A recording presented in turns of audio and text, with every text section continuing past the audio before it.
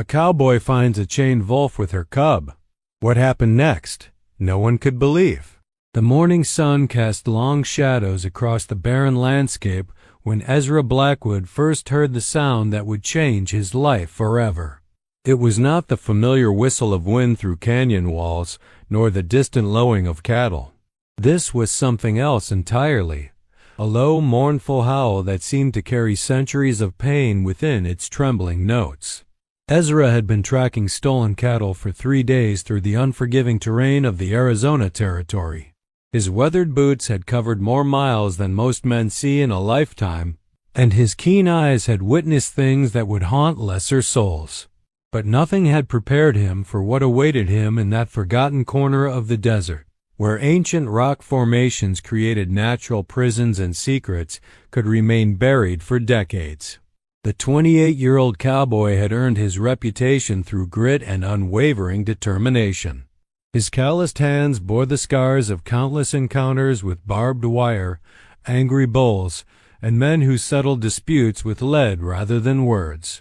The Colt .45 that hung low on his right hip had saved his life more times than he cared to remember, and his horse, a sturdy Mustang named Thunder, had carried him through dangers that would have claimed both man and beast if not for their unbreakable bond.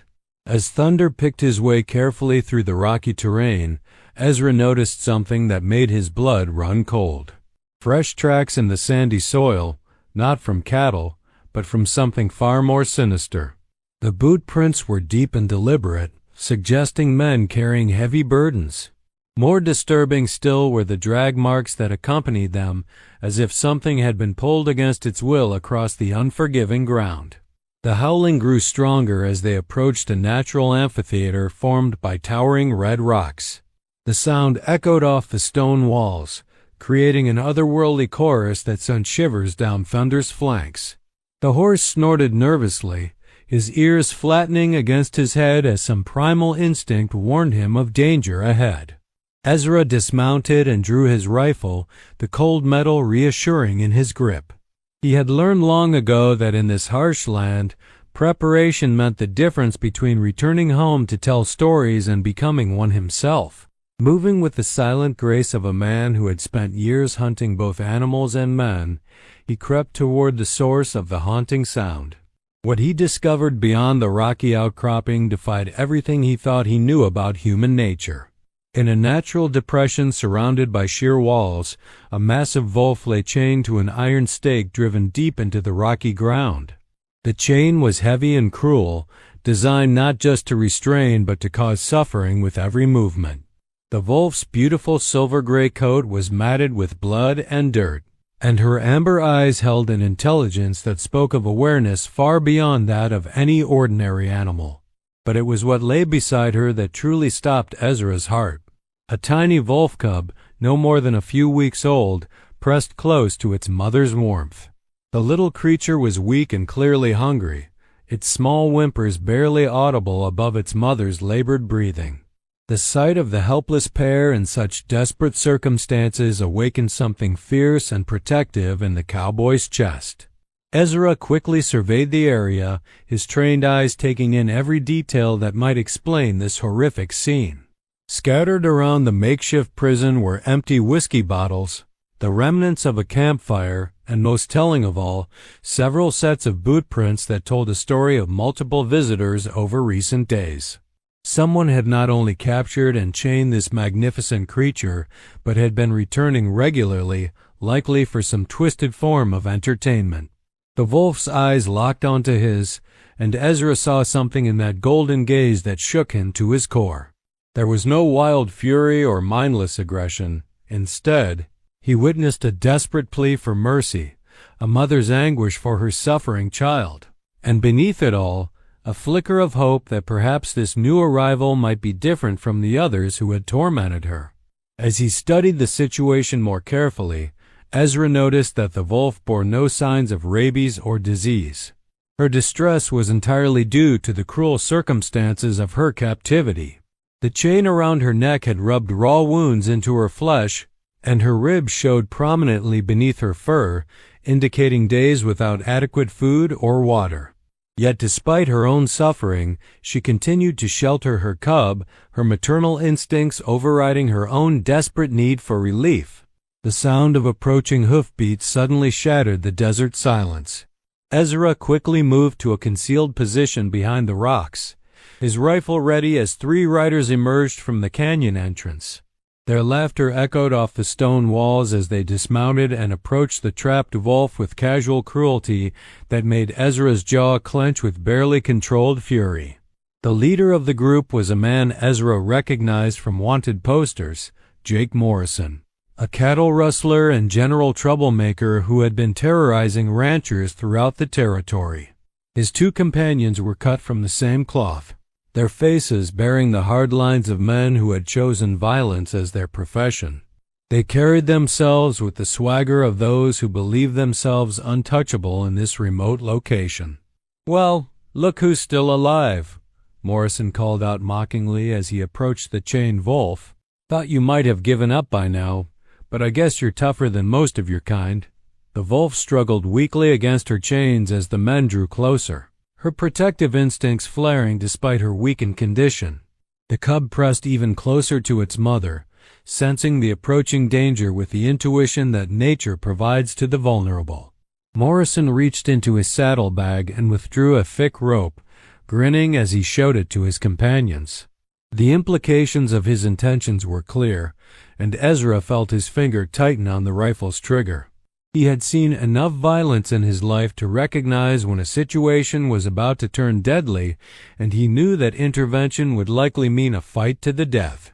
From his concealed position, Ezra could see that Morrison and his men were armed but careless, their confidence making them sloppy.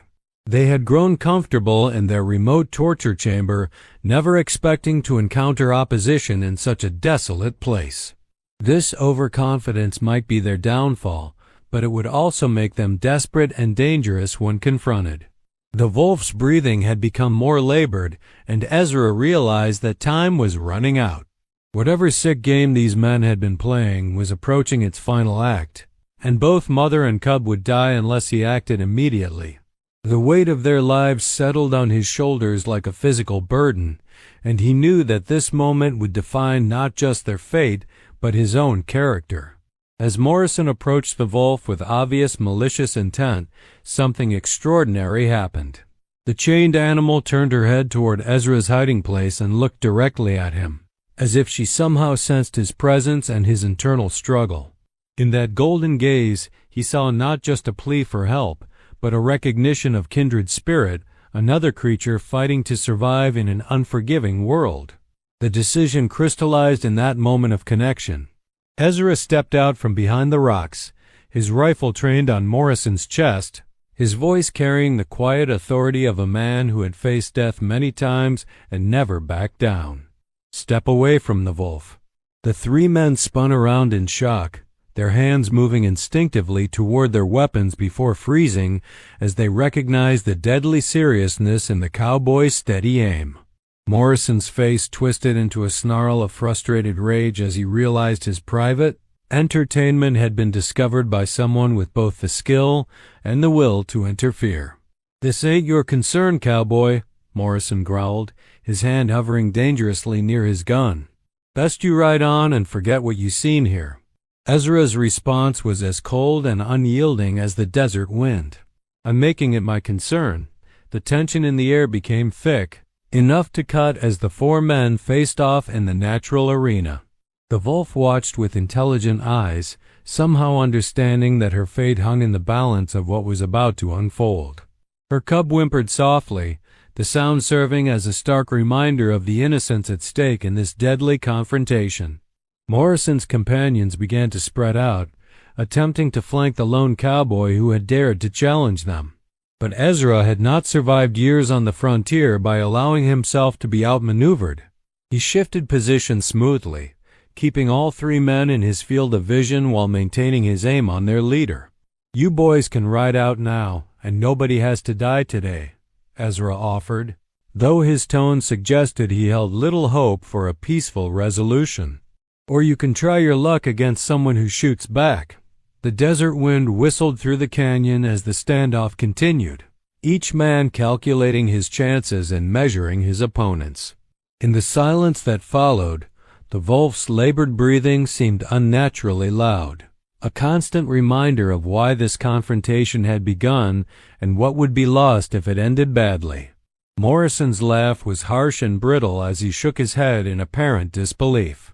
"You'd risk your life for a mangy wolf? Hell, cowboy, you're even more loco than I thought." But as he spoke, Morrison was already in motion, his hand flashing toward his gun with the practiced speed of a man who had killed before. His companions moved simultaneously, their weapons clearing leather in a deadly choreography that had served them well in previous encounters. Ezra's response was instantaneous and decisive. Years of practice and countless life-or-death situations had honed his reflexes to perfection. The rifle cracked once, twice, 3 times in rapid succession, the echoes bouncing off the canyon walls like thunder. When the smoke cleared and the ringing in his ears faded, all 3 rustlers lay motionless on the rocky ground. The sudden silence that followed was broken only by the wolf's heavy breathing and the distant cry of a hawk circling overhead. Ezra lowered his rifle and approached the chained animal cautiously, unsure how she would react to his presence now that the immediate threat had passed. To his amazement, the wolf remained calm as he knelt beside her, as if she understood that he had risked his own life to save hers and her cubs. Her amber eyes followed his every movement, but there was no fear in her gaze, only a weary gratitude that seemed almost human in its depth and complexity. Ezra examined the heavy chain that bound her, noting that it was secured with a padlock that would require tools to remove. The metal had been deliberately chosen for its weight and strength, designed to ensure that once trapped, no amount of struggling could provide escape. The cruelty of the arrangement spoke to a level of malice that even in his harsh world seemed particularly vicious. While studying the restraints, Ezra became aware of something remarkable. Despite her obvious weakness and the trauma she had endured, the wolf showed no signs of aggression toward him. Instead, she seemed to be watching him with an almost hopeful expectation, as if she somehow understood his intentions and trusted him to follow through.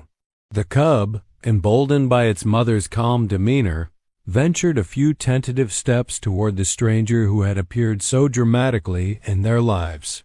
Its small paws made barely any sound on the rocky ground, but its brave curiosity brought a slight smile to Ezra's weathered face. Even in the midst of such suffering, the young creature retained the natural boldness of its kind. Working quickly but carefully, Ezra searched Morrison's body until he found a set of keys. The second key proved to be the correct one, and the heavy lock clicked open with a metallic sound that seemed to echo with promises of freedom. As the chain fell away, the wolf remained perfectly still, as if she could not quite believe that her ordeal was finally ending. Ezra stood back, giving the newly freed animal space to move and adjust to her changed circumstances. To his continued amazement, rather than fleeing immediately to safety, the wolf struggled to her feet and approached him slowly. Her movements were stiff and painful, but her intent was unmistakable. She was offering her thanks in the only way she knew how. When she was close enough to touch, the magnificent creature gently pressed her muzzle against Ezra's outstretched hand. The contact lasted only a few seconds, but in that brief moment, cowboy and wolf shared an understanding that transcended species. She had acknowledged his kindness, and he had accepted her gratitude with the solemnity it deserved. The cub, seeing its mother's interaction with the strange human, gained courage and approached as well. Its tiny tail wagged tentatively as it sniffed at Ezra's boots, apparently deciding that anyone trusted by its mother must be worthy of its own acceptance. As the immediate drama of the rescue faded, practical concerns began to assert themselves. The wolf and her cub were clearly in need of food and water, and their weakened condition meant they would require time to recover before they could fend for themselves in the wild. Additionally, the 3 dead rustlers presented their own complications. Their bodies would need to be dealt with, and their presence in the area suggested there might be others involved in whatever criminal enterprise had brought them here. Ezra retrieved his water canteen and poured some into his hat, offering it to the thirsty animals. Both wolf and cub drank gratefully, and he could see immediate improvement in their demeanor as the life-giving liquid began to restore their strength. He also had some jerky in his saddlebags, which he offered cautiously, unsure whether the wolf would accept food from his hand. Her hunger overrode any remaining caution, and she accepted the offered meat with gentle care, making sure to share portions with her cub. Watching her maternal devotion even in the midst of her own desperate need, Ezra felt a deep respect for the strength and character of this remarkable animal. As the day wore on and the desert heat began to build, Ezra realized that simply freeing the pair was not enough. In their weakened state, they would become easy prey for the many predators that roamed these lands, both animal and human. The decision he faced now would require even more courage than the gunfight that had preceded it. Thunder snorted and pawed the ground nearby, clearly eager to leave this place of violence and return to familiar territory. But as Ezra looked at the wolf and her cub, he knew that his responsibilities here were far from over. Whatever came next would test not only his survival skills but his capacity for compassion in a world that often rewarded neither quality. The sun continued its relentless climb toward its zenith, and important decisions could not be postponed much longer. The desert was unforgiving to the weak and unprepared, and every moment of delay increased the danger to all of them. Yet as he studied the trusting faces of the creatures he had rescued, Ezra knew that he had already committed himself to whatever path lay ahead. As Ezra contemplated his next move, he noticed something peculiar about the wolf's behavior. Rather than showing the typical wariness of a wild animal toward humans, she seemed to be studying him with an intelligence that bordered on the uncanny. Her amber eyes tracked his every movement, but not with the calculating gaze of a predator. Instead, she watched him with what appeared to be genuine curiosity and perhaps even recognition. The cub had grown bolder in the past hour, venturing further from its mother's side to explore the immediate area around the natural prison where they had been held captive. Its playful antics seemed incongruous with the grim scene of recent violence, yet they served as a poignant reminder of life's resilience in the face of cruelty. The young wolf pounced on shadows and chased its own tail, displaying the innocent joy that persecution had not yet managed to destroy. Ezra began the grim task of examining Morrison's possessions more thoroughly, hoping to find clues about what had motivated such senseless cruelty. What he discovered in the dead rustler's saddlebags chilled him more than the desert wind that had begun to pick up as afternoon approached. Among the usual items carried by men of Morrison's profession were several items that suggested this wolf capture had been far from random. A leather-bound journal contained detailed observations about wolf behavior, written in Morrison's crude hand but displaying a knowledge that seemed inconsistent with his apparent character. The entries described tracking techniques, behavioral patterns, and most disturbing of all, references to specific wolves being worth considerable sums to certain buyers in distant territories. This had not been sport or simple cruelty, it had been business. Further investigation revealed correspondence with individuals whose names Ezra did not recognize but whose reputations preceded them through the criminal networks that operated throughout the frontier.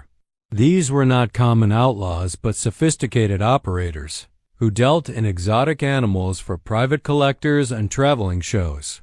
The wolf and her cub had been destined for a fate far worse than death. They were to be sold into permanent captivity for the entertainment of those wealthy enough to afford such rare specimens. The implications of this discovery weighed heavily on Ezra's mind as he considered the broader scope of what he had stumbled upon. Morrison and his associates were clearly part of a larger organization that specialized in capturing and selling wild animals to the highest bidder. The remote location, the sophisticated restraining equipment, and the detailed documentation all pointed to an operation that had been running for some time and had likely claimed many victims. As he processed this information, Ezra became aware that the wolf had approached him again. this time carrying something in her mouth. She dropped the object at his feet and stepped back, watching his reaction with those remarkably expressive eyes. What she had brought him was a piece of fabric, torn and weathered, but clearly from human clothing. The implication sent a chill through him as he realized that the wolf might be trying to communicate something important about previous victims of Morrison's enterprise. The fabric appeared to be from a woman's dress, the pattern and quality suggesting it had belonged to someone of refinement rather than a typical frontier settler. Ezra studied the material carefully, noting that the tears appeared fresh despite the weathering, indicating that whoever had worn this garment had encountered Morrison's group recently. The thought that there might be other victims, possibly still alive and in need of rescue, added urgency to an already complex situation. Thunder had been growing increasingly restless as the afternoon wore on, his keen animal instincts detecting something that had not yet registered with his human companion. The horse's ears swiveled constantly, and he snorted nervously while pawing the ground in a display of agitation that Ezra had learned to respect over their years together. Whatever was troubling the Mustang deserved serious consideration. Following his horse's gaze toward the canyon entrance, Ezra spotted the source of Thunder's concern. Dust clouds on the horizon indicated approaching riders, at least 4 or 5 based on the size and density of the disturbance they were creating. Whether they were additional members of Morrison's gang or simply travelers passing through the area remained to be seen, but their timing was suspiciously coincidental with the recent violence. The wolf had also detected the approaching presence, her ears perking up and her body tensing in preparation for possible flight. However, rather than immediately fleeing with her cub, she looked toward Ezra as if seeking guidance or reassurance.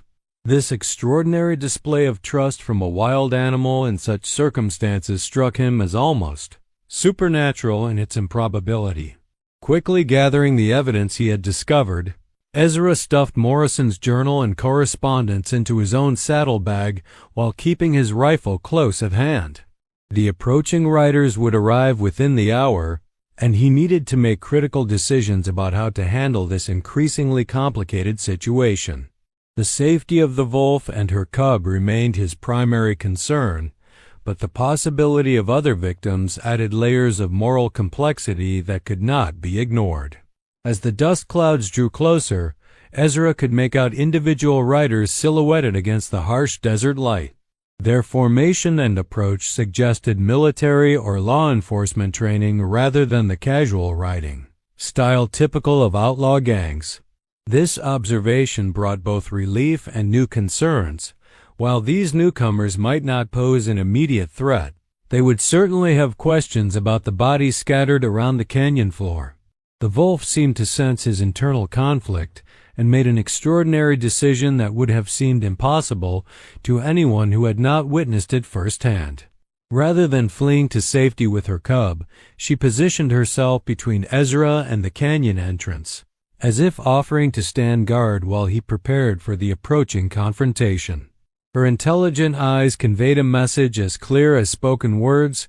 She trusted him completely and was prepared to face whatever dangers lay ahead at his side.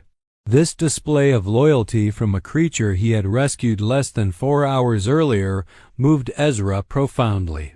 In his 30 years of life on the frontier, he had seen countless examples of both human and animal behavior, but nothing had prepared him for the depth of understanding and gratitude that this remarkable wolf was demonstrating. The bond that had formed between them seemed to transcend normal relationships between species. The approaching riders had closed to within half a mile, and their intentions would soon become clear. Ezra could see that they wore uniforms of some kind, though the details remained obscured by distance and heat shimmer. If they were territorial marshals or army scouts, his actions in killing Morrison and his associates would likely be viewed favorably given the evidence of criminal activity. However, if they were federal agents investigating the animal trafficking operation, the situation could become significantly more complicated. As the tension built toward this new confrontation, The wolf cub provided an unexpected moment of levity by attempting to play with one of Thunder's reins that had fallen within reach. The young animal's fearless interaction with the massive horse demonstrated the adaptability and courage that would serve it well in the challenges ahead. Even Thunder seemed charmed by the cub's antics, lowering his great head to investigate the small new companion with gentle curiosity. The riders were close enough now for Ezra to confirm that they wore the badges of territorial marshals, a development that brought considerable relief given the circumstances. Leading the group was a man Ezra recognized from his occasional visits to territorial settlements, Marshal Thomas Hartwell, a fair but uncompromising lawman whose reputation for honesty had made him many enemies among the criminal element. As Hartwell and his deputies entered the canyon, their experienced eyes quickly took in the scene of recent violence. The marshal's gaze moved from the dead rustlers to the freed wolf and her cub, then settled on Ezra with a calculating assessment of a man accustomed to sorting truth from deception in difficult circumstances. "Ezra Blackwood," Hartwell called out as he dismounted, his hand resting casually on his weapon. "Seems like we arrived just after the excitement ended." The cowboy nodded respectfully, recognizing that his next words would determine how this encounter proceeded. "Marshal Hartwell, these men were torturing that wolf and her cub. When I tried to intervene, they drew on me first." Hartwell's deputies spread out to examine the evidence while their leader approached the scene more closely. The marshal's experienced eye missed nothing: the cruel chain and restraints, Morrison's sophisticated equipment, the obvious signs of prolonged captivity that the wolf had endured. His expression grew increasingly grim as the full scope of what had been happening in this remote location became apparent. "Jake Morrison," Hartwell observed, turning over the body of the gang leader. "We've been tracking him for months. Reports of missing livestock, travelers disappearing, and now this." He gestured toward the wolf, who had remained remarkably calm throughout the marshal's investigation. One of the deputies called out from Morrison's camp area, where he had discovered additional evidence of the criminal enterprise. Hidden beneath carefully arranged rocks were cages of various sizes, all designed to hold captured animals for transport. The discovery painted a picture of systematic cruelty that had likely been operating for months or even years. The marshal's attention was particularly drawn to the wolf's extraordinary behavior. In his years of law enforcement, he had encountered numerous wild animals in various circumstances, but none had ever displayed such apparent intelligence and composure around humans. The creature watched the proceedings with alert interest, showing no signs of the fear or aggression that would be expected from a recently captive wild animal. "That's the damnedest thing I ever seen," one of the deputies muttered as the wolf approached him cautiously and sniffed at his badge with obvious curiosity. "Acts more like a dog than a wild wolf." Ezra found himself struggling to explain the remarkable bond that had developed between himself and the rescued animals. The connection he felt with the wolf seemed to go beyond normal human-animal relationships, entering territory that challenged his understanding of the natural world. Yet the evidence of that bond was undeniable. The wolf continued to treat him as a trusted ally rather than a potential threat. As the marshals continued their investigation, they uncovered more disturbing evidence of Morrison's activities. Hidden compartments in the gang's equipment revealed detailed records of previous captures, including several references to human victims who had apparently stumbled upon the operation. The scope of the criminal enterprise was far larger and more sinister than anyone had imagined. The afternoon sun had begun its descent toward the western horizon, casting longer shadows across the canyon floor and creating a sense of urgency about the decisions that needed to be made. The wolf and her cub required ongoing care and protection, but the legal complexities surrounding the situation meant that simple solutions were not readily available. Marshal Hartwell approached Ezra with a combination of respect and curiosity that reflected his assessment of both the man and the extraordinary circumstances. "Blackwood, I've known you by reputation for years, and nothing I've heard suggests you're the type to fabricate stories. But what I'm seeing here challenges everything I thought I knew about wild animals." The conversation was interrupted by an urgent call from one of the deputies who had been exploring the deeper recesses of the canyon. His discovery would prove to be the most shocking revelation yet, evidence that would transform understanding of Morrison's operation and reveal connections to crimes that stretched across multiple territories. Deep within a natural cave formation, the deputy had found what appeared to be a makeshift prison where human captives had been held. The crude cells were empty now, but recent signs of occupation were unmistakable. Personal belongings, including the remainder of the dress from which the fabric sample had been torn, lay scattered among evidence of prolonged confinement.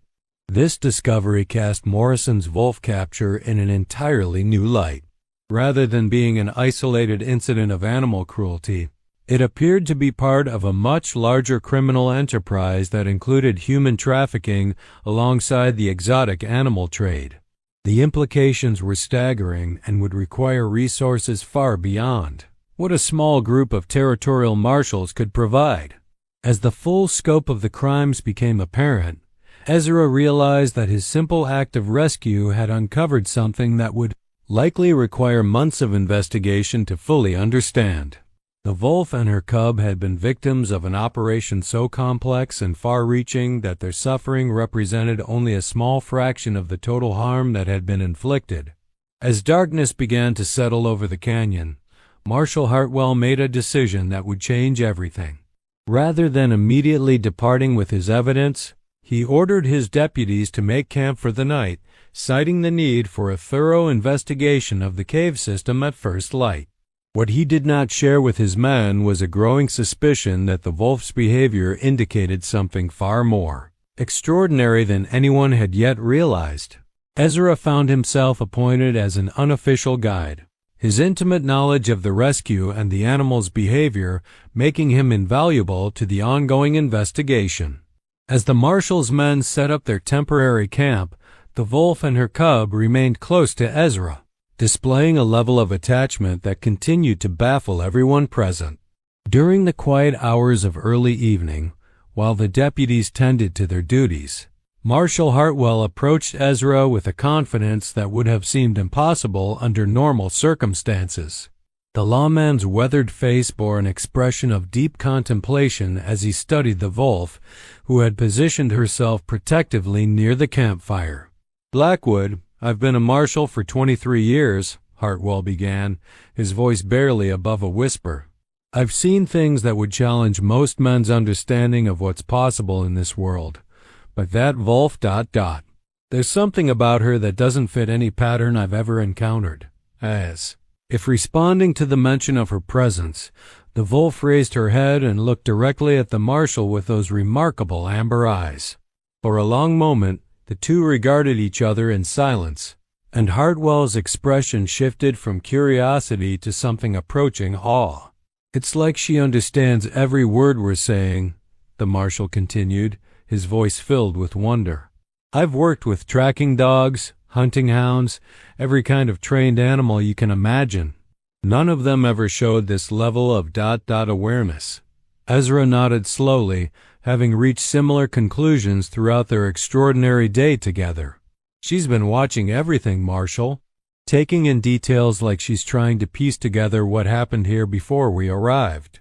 The conversation was interrupted by a soft whimper from the wolf cub, who had been exploring the perimeter of their camp with typical youthful curiosity. The young animal had discovered something partially buried in the sand near the cave entrance, something that made both men freeze with shock when they realized what they were seeing. Protruding from the sandy soil was the corner of what appeared to be a leather-bound book, its edges worn but still intact despite obvious exposure to the elements. Ezra carefully excavated the object while the wolf watched with intense interest, her body language suggesting recognition of something significant. The book proved to be a diary, its pages filled with elegant handwriting that spoke of education and refinement. As Ezra read the opening entries by firelight, a story began to emerge that would challenge everything they thought they understood about Morrison's operation and the Wolf's extraordinary behavior. The diary belonged to a young woman named Catherine Rosewood, daughter of a prominent Eastern family who had been traveling west to join her fiancé in California. Her entries described a journey that had begun with hope and excitement, but had quickly turned into a nightmare when her stagecoach was attacked by Morrison's gang 3 months earlier. What made Catherine's account truly remarkable was her detailed description of a fellow prisoner, a magnificent wolf who had been captured shortly before her own arrival at the Canyon prison. According to her entries, the wolf had already been held captive for weeks when Catherine was brought to the cave complex, and the animal's behavior had been a source of comfort and companionship during her darkest hours. "She watches me with such intelligent eyes," Catherine had written. "Sometimes I imagine she understands my words, my fears, my desperate hope for rescue. When I speak to her, she tilts her head and listens as if every word matters. In this place of cruelty and despair, she has become my anchor to sanity." The diary entries painted a picture of an extraordinary relationship between human and animal that transcended normal boundaries. Catherine described how the wolf had shared her own meager food rations when their captors forgot to provide adequate nourishment, and how the animal's presence had provided psychological comfort that made survival possible during the worst periods of their imprisonment.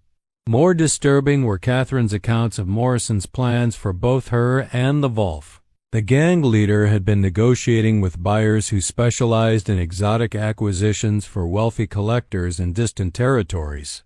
Catherine was to be sold into a form of slavery that existed in the lawless regions beyond territorial jurisdiction, while the wolf was destined for private menageries where rare animals were displayed as trophies. As Ezra continued reading, he discovered entries that explained the wolf's remarkable behavior in terms that sent chills down his spine.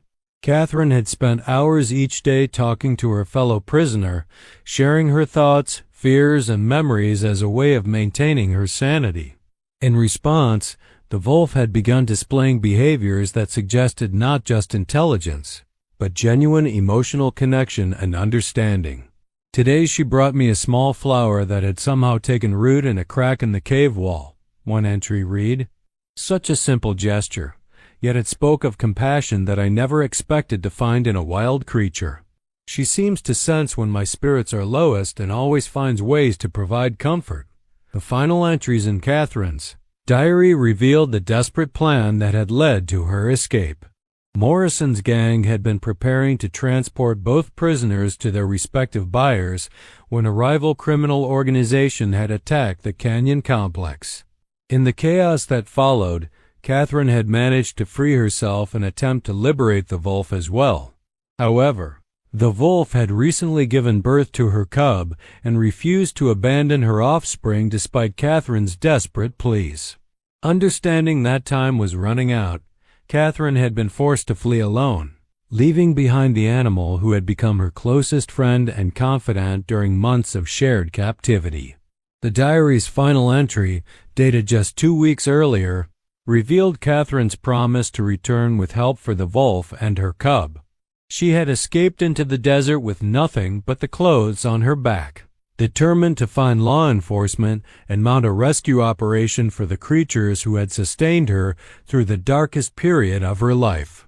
As the implications of Catherine's story sank in, Marshall Hartwell's expression grew increasingly grim.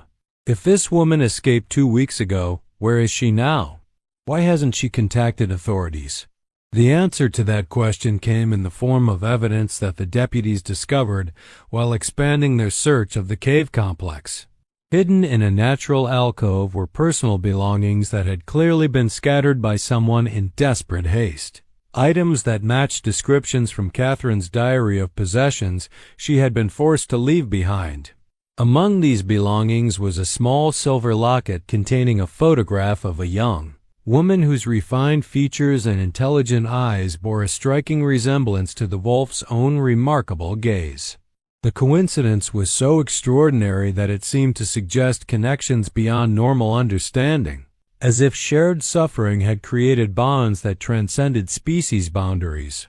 The wolf's reaction to the discovery of Catherine's belongings provided the most compelling evidence, yet of the relationship described in the diary. Upon seeing the scattered items, the animal became visibly agitated, whimpering softly and pawing at objects that clearly held significance for her. Her distress was so apparent that even the hardened deputies were moved by the obvious depth of her emotional attachment. As the night wore on and the investigation continued, a picture emerged of Morrison's operation that was far more sophisticated and cruel than anyone had initially realized. The gang leader had not simply been capturing animals for profit, he had been orchestrating a complex criminal enterprise that treated both human and animal victims as commodities to be bought and sold to the highest bidder. The evidence suggested that Catherine Rosewood had not been Morrison's only human victim. References in the gang leader's correspondence indicated a steady stream of travelers who had disappeared in this remote region over the past year. Most had probably been killed outright, but those with particular value, young women, exotic animals, individuals with specialized skills, had been held for sale to criminal networks operating beyond the reach of territorial law. Marshal Hartwell's investigation revealed that Morrison had been working with contacts throughout the Southwest, maintaining a network of buyers and sellers who dealt in human misery as casually as others might trade cattle or horses. The scope of the operation required resources and organization that suggested backing from powerful interests with significant financial resources.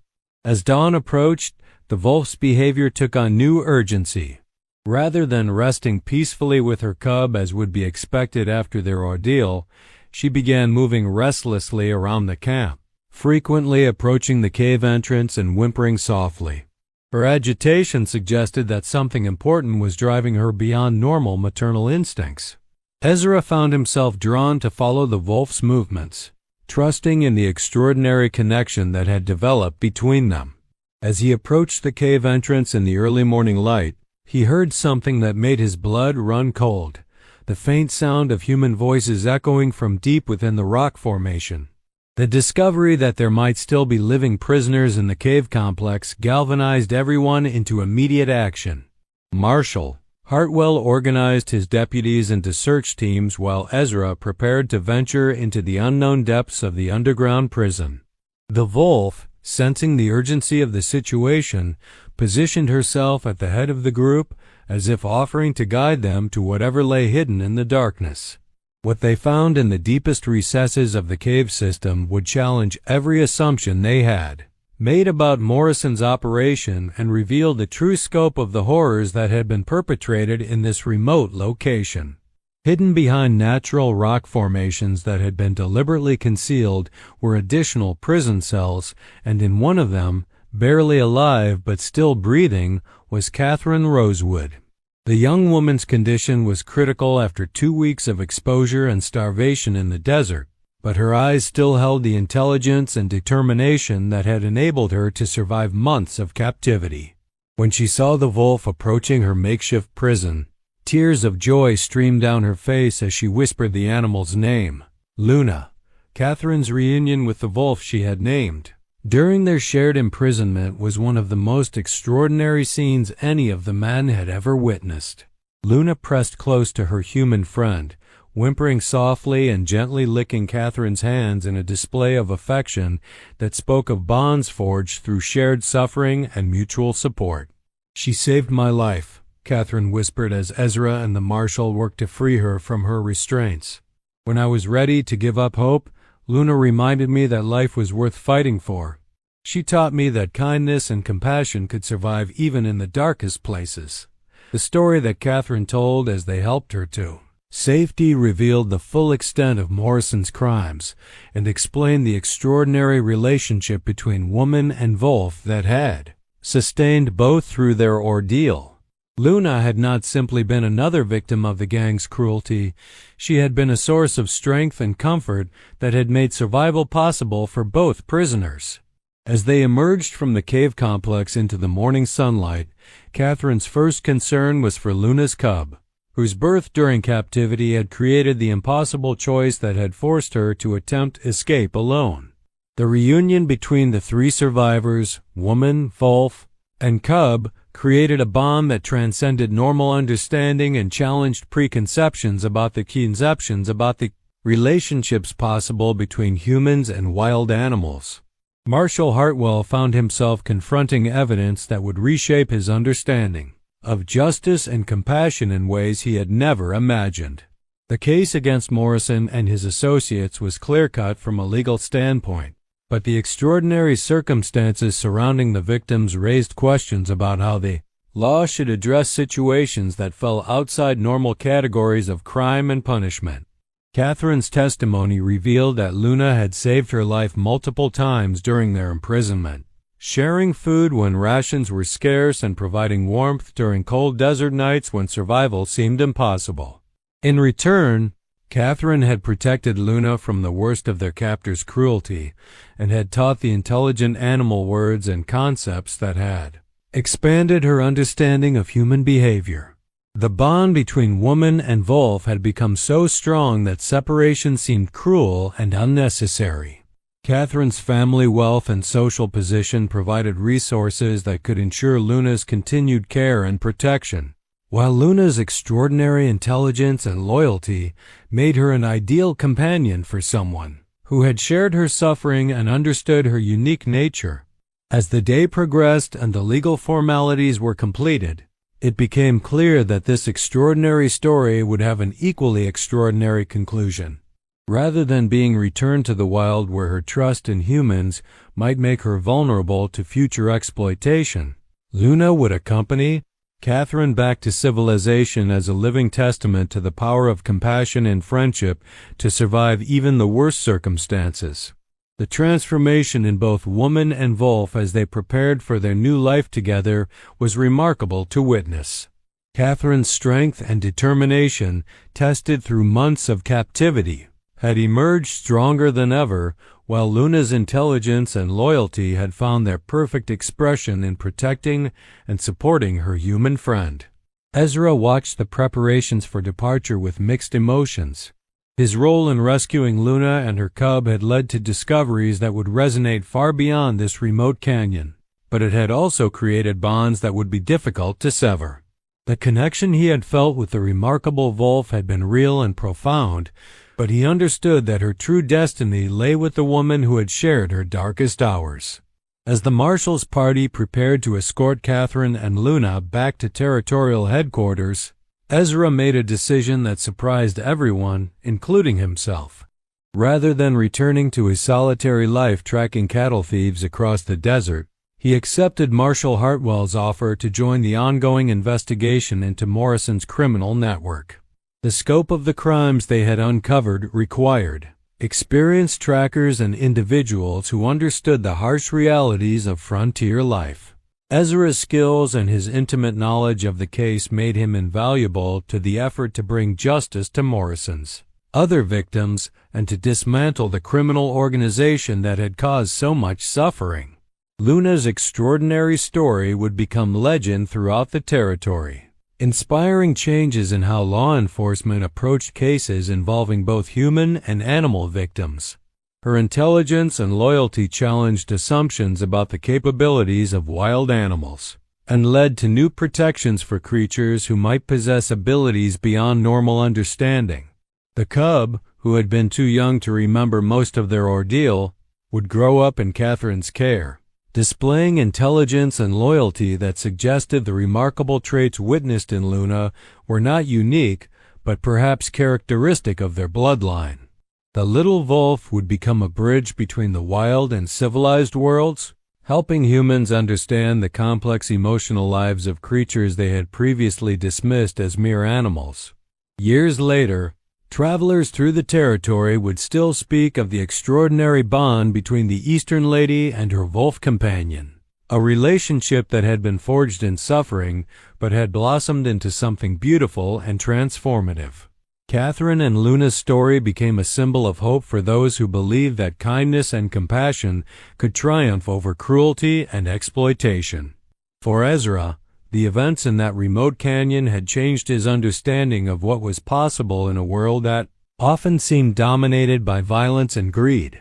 His decision to dedicate his life to fighting the kind of evil he had encountered there would lead to a distinguished career in law enforcement and the rescue of countless other victims of human trafficking and animal exploitation.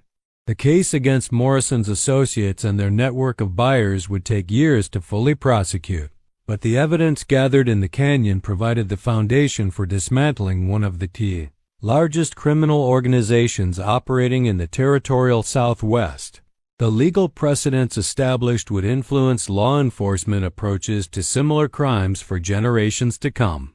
Marshall Hartwell's final report on the Morrison case would become required reading at territorial law enforcement academies, not just for its detailed documentation of criminal investigation techniques, but for its thoughtful analysis of the ethical questions raised by the extraordinary relationship between Catherine and Luna.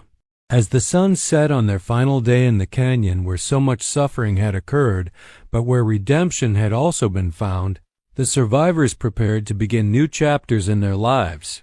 The bonds forged through shared adversity would endure, but the future held promise for healing and growth that had seemed impossible during the darkest days of their captivity. Luna's legacy would extend far beyond her own remarkable story. Her demonstrated intelligence and emotional depth would inspire researchers and animal behaviorists to reconsider their understanding of wolf cognition and social structures. The scientific community would eventually recognize that her abilities, while exceptional, were not supernatural but represented the upper limits of what was possible for her species under the right circumstances. Catherine's advocacy for both human and animal rights would make her a prominent figure in territorial politics and social reform movements. Her unique perspective, shaped by months of shared captivity with Luna, would influence legislation protecting vulnerable populations and ensuring that victims of trafficking received appropriate care and support regardless of species. The story of the cowboy who found a chained wolf would be retold countless times around campfires and in saloons throughout the frontier, but those who heard it secondhand could never fully appreciate the profound impact that those extraordinary days had on everyone involved. For Ezra, Catherine, Luna, and even Marshall Hartwell, the events had revealed truths about courage, compassion, and connection that would guide their choices for the rest of their lives. In the end, what had begun as a simple act of rescue had uncovered a complex web of crime and cruelty, but it had also demonstrated the power of individual actions to create ripples of positive change that extended far beyond their immediate circumstances. The chained wolf had been freed, but in the process, she had also helped free the humans around her from limited understanding of what relationships between species could achieve. As they rode away from the canyon for the final time, none of them looked back. The future held challenges and opportunities that would test everything they had learned about themselves and each other, but they faced those unknowns with confidence born from having survived the worst and discovered the best of what both human and animal nature could offer. The legend of Luna and Catherine would inspire countless other stories of unusual friendships and extraordinary loyalty. But for those who had lived through the reality, no embellishment was necessary. They had witnessed something truly miraculous, the transformation of suffering into strength, captivity into freedom, and fear into love that transcended all boundaries.